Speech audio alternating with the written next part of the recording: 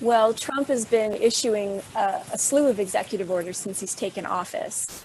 And basically, over the weekend, as you probably have seen, on Friday, Trump he signed an executive order that is going to drastically restrict immigration from 7 Muslim-majority countries.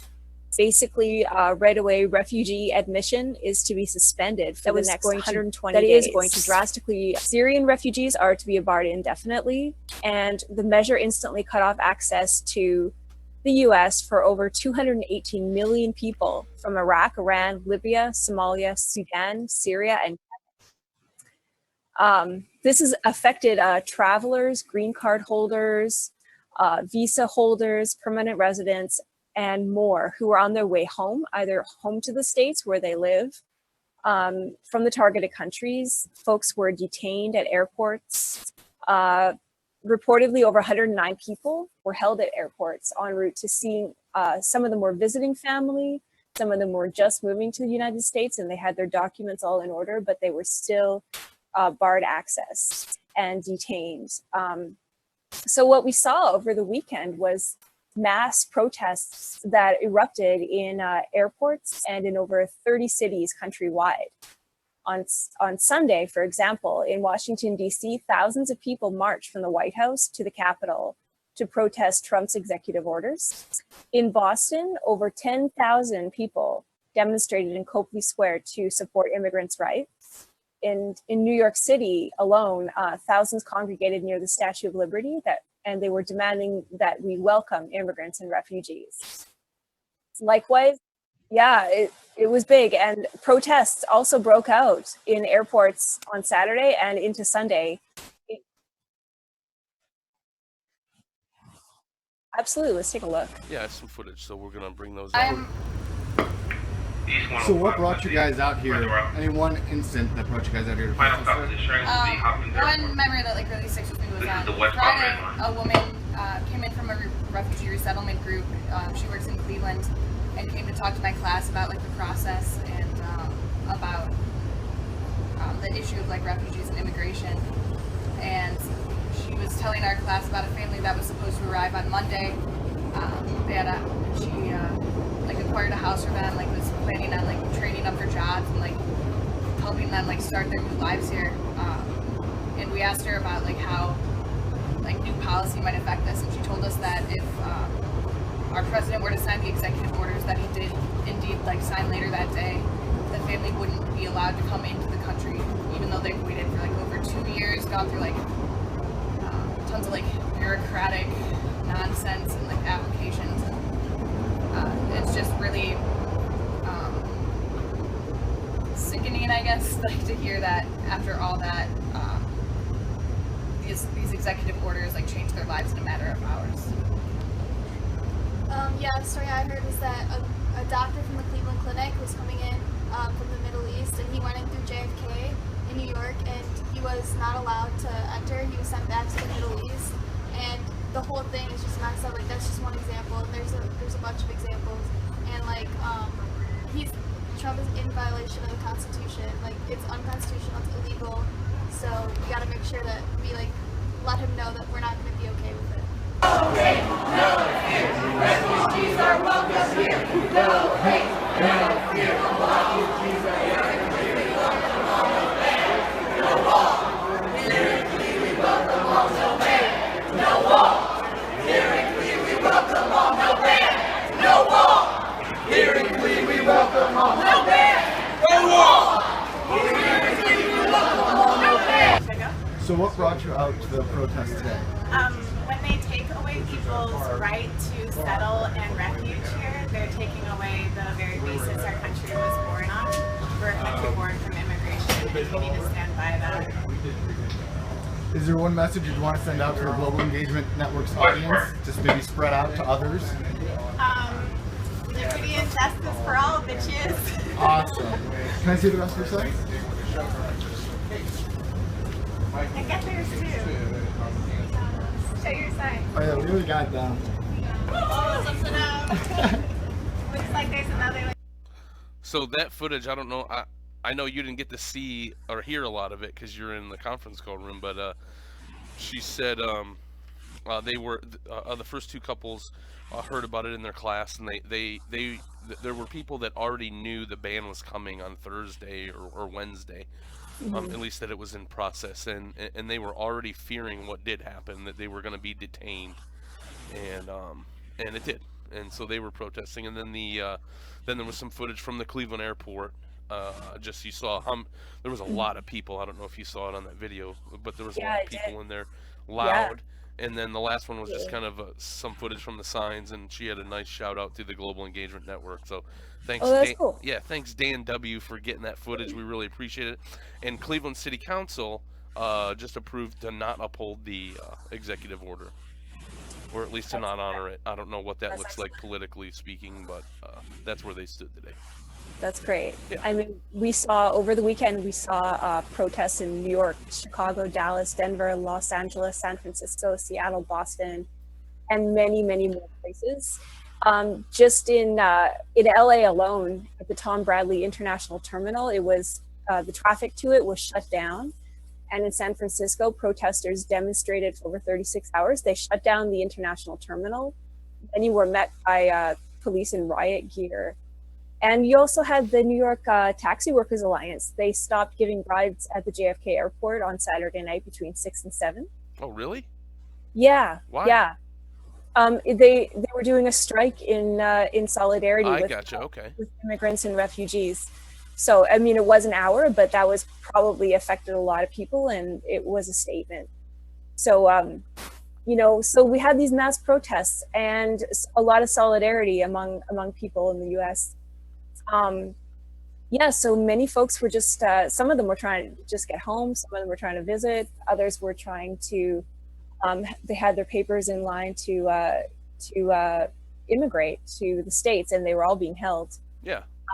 Also, we saw immediately a lot of legal challenges to the executive order that came out. For example, following the American Civil Liberty Union's demands on Saturday night, a district judge in Brooklyn ordered the release of some detainees, and a nationwide stay was issued on the part of the in response to the executive order. Okay. So this ruling it temporarily blocks the deportation of any visa holders from any of the countries, including those cited in the ban. Gotcha. Judges in California, Massachusetts, Virginia, and Washington likewise had similar rulings. We also have heard that although the Department of Homeland Security had agreed to comply with those orders, those legal orders, there's been reports that Customs and Border Protection officers in many cases were defying the courts and doing the opposite. You also have, yeah. Yeah, and then, well, are you going to talk, were you going to, you said you also have, I was wondering if you were going to talk about the Yates incident. No, what was that? You have it in there. Oh, the backlash. Andrea Yates, yeah. Yeah, so there's been several citizens cases being launched, class action lawsuits. We also have some links to those there. Slides, and others being issued on behalf of the ACLU. Yeah, so in the case of Yates, Attorney General Sally Yates was fired by the Trump administration for not complying with the ban on refugees. She cites that it's neither legal nor right to follow through on that. So she said that her department would not be following through on it, and then she was summarily dismissed. She lost her job. And there was a nice letter, a well-penned letter from the White House about that, and calling her every name in the book, basically, for not doing that. And then it's interesting that everyone covered it, though. There was a thing where Jeff Sessions asked her if she was going to uphold the Constitution in 2011 or 12, whenever her hearing was for her to be the Attorney General. Mm-hmm. He said, "Are you going to uphold the Constitution regardless of what your beliefs and regardless of who's president?" And she said yes. And then she followed through on that this year, and they're like, "Get out of here. We got to go get a new Attorney General, and oh, look who it is. Might be Yeah, Jeff Sessions. there you go. Yeah, and there's other lawsuits being levied. One of the title plaintiffs in a lawsuit is Linda Sarsour, the Palestinian American activist, Hmm. and that lawsuit is in part because it isn't. They're saying, it's not constitutional to discriminate against people entering the country because they are from a nation that is mostly this religion or that religion. You can't discriminate. So Exactly. So let's look at some of the stuff that happened after. This is just a couple stories to share, just so you can kind of see kind of where we are right now. So one is this really happened. It says, I went to the DMV to get my new ID. Nice couple next to me presented their Florida ID, Social Security card, and proof of residence, and they got their new ID. Then I presented my Ohio ID, Social Security card, and proof of residence. But then I was asked by the lady, are you a citizen? Me, yes. Lady, do you have proof? Me, why would I need proof if I'm a U.S. citizen? Lady, it's a requirement. Me, leaning in intensity, or leaning in intently. Miss, do you ask every U.S. citizen with all the proper paperwork for their proof of citizenship?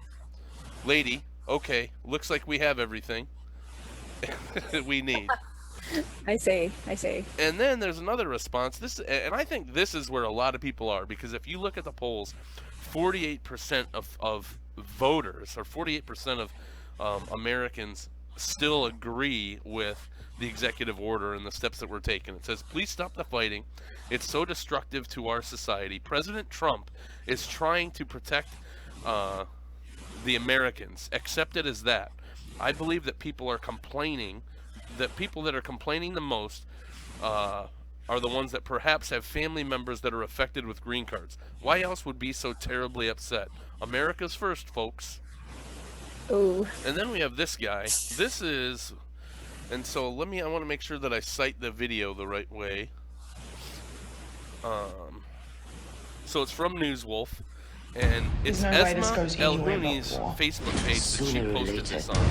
So we'll skip this ad. Hi, Rob. Bring it up. You like taking pictures of Muslim women? So this guy took a picture of You her. like taking a picture of me in particular? And Asma El-Huni started the video. No, I'm just wondering why you have your camera out. And so you'll see what happens when he sits down. He gets pretty indignant.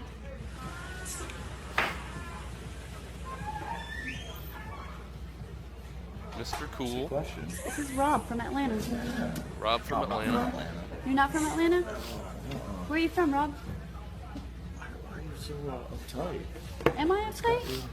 I believe they found his workplace too. I'd like to know why you're coming in here and taking a picture of me. So standing in a coffee shop, which I thought was interesting. I see this guy sitting here. It looks like he's the DJ, and I thought it was a really chill place. So, being from Detroit, I took a shot at the coffee shop with that guy sitting there, who's obviously not the DJ, and we were gonna have a laugh. I was gonna share that on Facebook, and then you started acting like a. Oh, so now I'm a. You are. Yeah. Who thinks he's super cool? Because I asked you why you're taking a picture of me. I'm a. Very nice to meet you.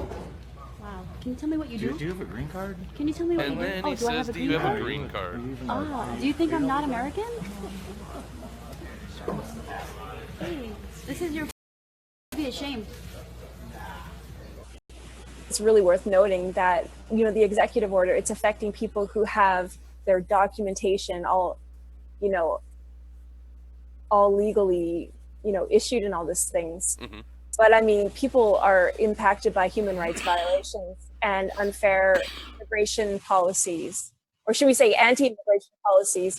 That's, the legacy goes beyond Trump. It goes to Obama and all the people before him, their administrations. There's all kinds of people who don't have their documentation, but they're in the country for a reason. They're fleeing intolerable circumstances. The U.S. military practices and economic practices, unfair trade policies, all economic policies of all kinds are causing suffering in other countries. So then they come here and then they're turned away. So I mean, it's worth mentioning that this is nothing new. Obama was deporter in chief. He deported over 2.5 million people.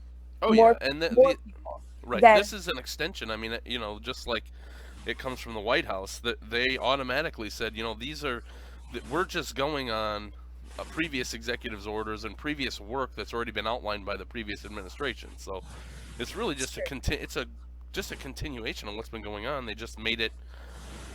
He just followed through on a campaign promise, and so exactly. that's why I think we'll go. That makes a great segue into this next slide.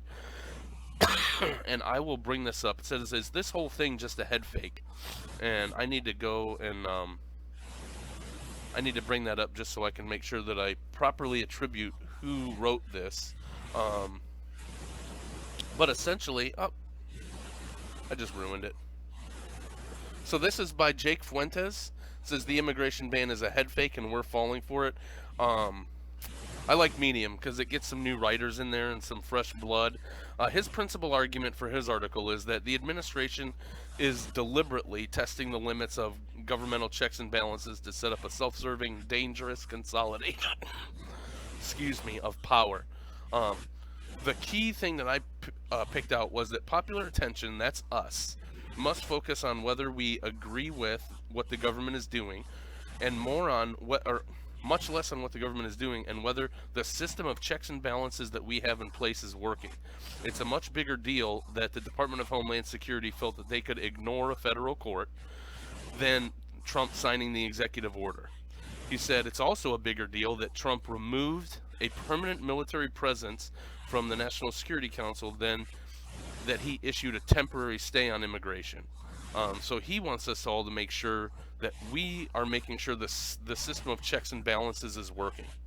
And he argued for less importance of protesting, more importance of holding our media accountable and making sure that they're doing their job, and us making sure that we're looking at the rule of law, following the rule of law, and making sure that our senators, all senators and House members and members of all three branches of government are upholding those systems of checks and balances and not allowing free reign over our federal system.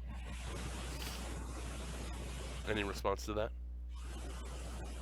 Yeah, I'm just on a related note. Yeah, it does bring to mind, the fact that, a lot of these countries who are on this list are countries that are being bombed currently, if not in recent history, by the US. Or being thrown down like huge sanctions or something like that. So, it's a bit right, and it makes you wonder, crazy. like, right, and Jimmy Dore said that too. He said that all of those 7 countries have either currently been bombed or are in the process and planning or have been for specific targeted reasons that we never find out about.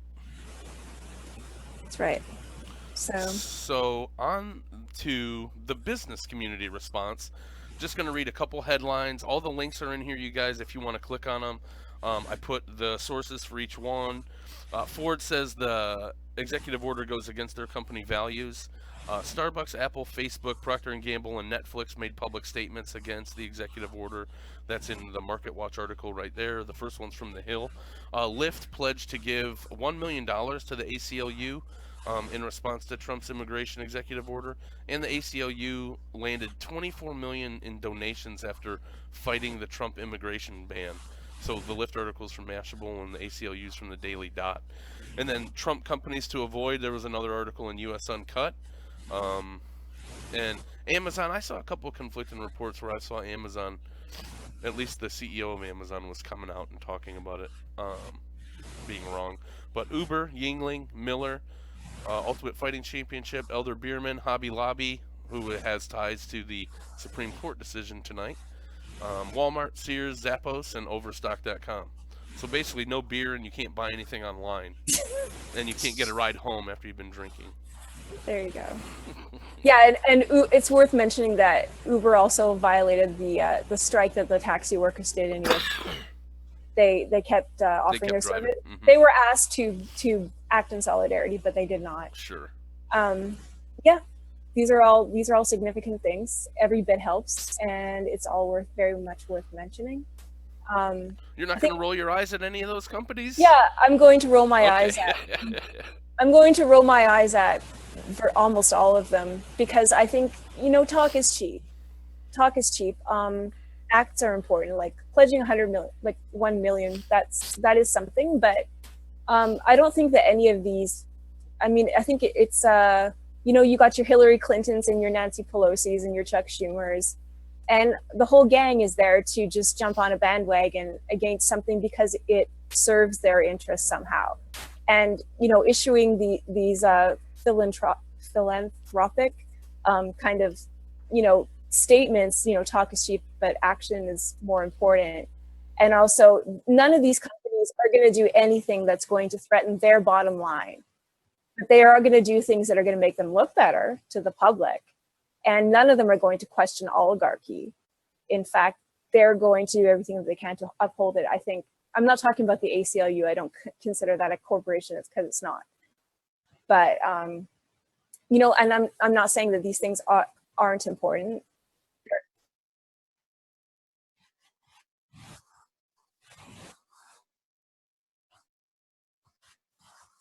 Yeah,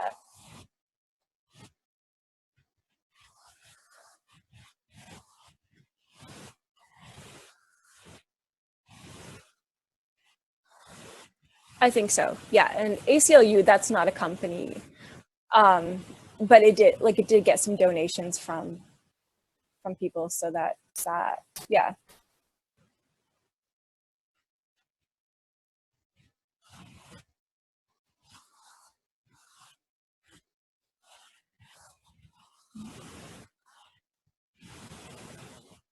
Yeah.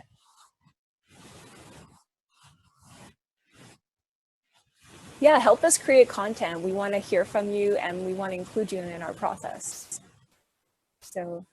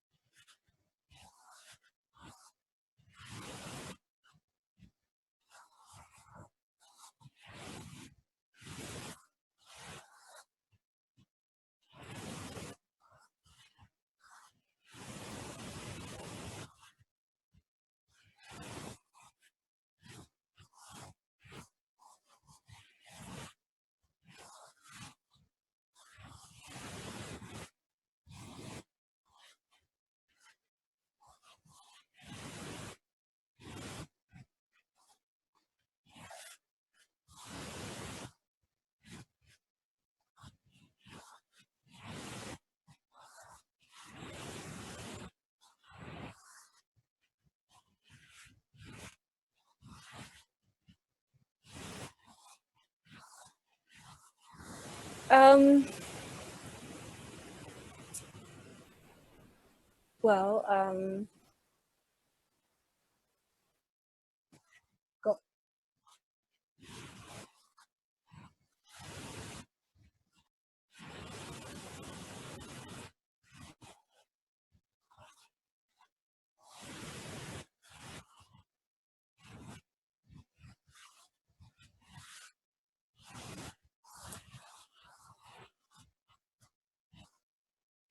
John, we can't hear you apparently. Um, That's because I coughed and I hit mute and I never got it back. I wonder how many, what they did or didn't get. I'm sorry, Michael and Sean. Thank you for putting us in there. Loose mic? No, I just had it on mute because I was coughing, so I apologize. I will. Thanks. I could hear you, John, but I guess you can hear other me. We're in the folks. conference call text, so you can hear me fine. I hope Yeah. that. I think that happened in the beginning too. Mike's laughing. All right, so here you go, guys. Now I have to put it in context again. This is how do we know the truth? What we do is we take a topic and we put it into four different quadrants for newspaper headlines. And so this topic was Trump's immigration executive order, and our quadrants are far right, moderate left, and far left. So as you can see, the far right headline was Banzaf. Trump's immigration executive order largely constitutional and probably will stand. And I think that's from Breitbart News, no? Yeah, it is from Breitbart. Okay. Moderate right, Trump faces new federal lawsuits over immigration executive order. Moderate left, Trump stumbles into international crisis with Muslim ban. And far left, Trump's Muslim ban may spark a constitutional crisis, says free speech activist. And so I was saying before, it looks like to me the moderate right and moderate left are the same. They're just pandering or writing for their majority audience. How about you, Allison? Yeah, that makes sense. Yeah, neither one is really veering too far into acting like they have an opinion, but they do. Kind of what it seems to me. Yep, and then far right and far left, you can see the extremes. You have Banzaf, who says that it's going to be largely constitutional and probably will stand, and I bet that is true. And then you have the far left saying that it may spark a constitutional crisis, says free speech activist. Yeah, so you got your far right, your far left both mention Constitution, and your moderate left and right both mention some kind of crisis. Mm-hmm. Or, yeah. Actually, they don't. Crisis, lawsuits, right. So. Yeah. So I think you can see when you're looking across the headlines that you can see how one action is viewed by several different people. Thanks, Norman. I'm getting some feedback on how we set up our slides. So we will do that. And I think that's it. If any of you guys have any questions in that right now, get them in. Or if any of you guys have any comments. What? Kangaroo stomps into some silly giraffe graph. I don't know if he's making fun of our graph or not. It's not really. Norman, it's not really a graph, is it? I don't know. A graphic? Maybe you can come on next Monday and help us plan several different auditorial boards. All right. We brought in some comments. You guys can come and help us plan the next one. We would really appreciate it. But if not, I'm going to go back and go up to our slide about our cooperative just to make sure that we kind of rehash that and do it one more time. Our convening question for the month as we close out is, what does a 21st century media cooperative look like? That's what we're building at the Global Engagement Network. A cooperative exists for the mutual benefit of its members. It is an identified business entity according to the IRS. And our production and distribution model is known as micro content and social broadcasting. So we make and are involved in micro content and social broadcasting. And that's how we want to connect with our members who want to utilize our services, but also how we'll connect with our audience and our affiliates and our volunteers. And really, it's, if you look at the graphic, you can broadcast solo or with a friend, send content to your audience, and get instant feedback from your viewers, just like you guys told me that my microphone was off, or on ways to start slides in certain sentences. We use social broadcasting like Google Hangouts, Facebook Live, and blending conference call technology and broadcast software, which is what we're doing tonight. Aniko Nolan does the Google Hangouts Live with her show Take Issue, and Sean does Facebook Live with his show Face to Face Seattle using the Be Live platform on Facebook. So that is it, everyone. I just want to go through and make sure that you guys know what we're working on. In February is civil rights, so we're going to have a great Gen Monthly for civil rights, and we will be talking about that this month on Gen Weekly. At least during a segment, we'll have one or two topics relating to civil rights, and then all the other hot news and issues and topics that you guys want to talk about. And so this slide is going to be available in our recording. And why don't you close it out, Allison, and tell everyone where they can find us and connect with the Global Engagement Network. All right. Sorry, my computer's being kind of funky. Do you want to go ahead and do that, John? Because my computer Yeah, is sure. freezing. Yeah, so you can see us on the globalengagementnetwork.com as soon as we get our site back up. The best way is to subscribe to the Global Engagement Network on YouTube. You'll get instant notifications when we are broadcast, and you can connect with us there. You can also find us on Snapchat with Jen.media. Excuse me, on Twitter with Jen co_op,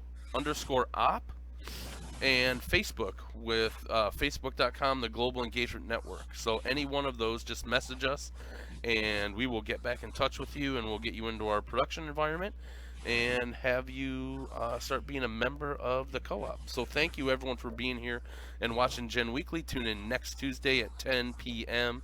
and we will see you there. And remember, here at the Global Engagement Network, don't just watch, engage. Have a good evening, everybody. Thanks, Allison. Thanks everybody for coming.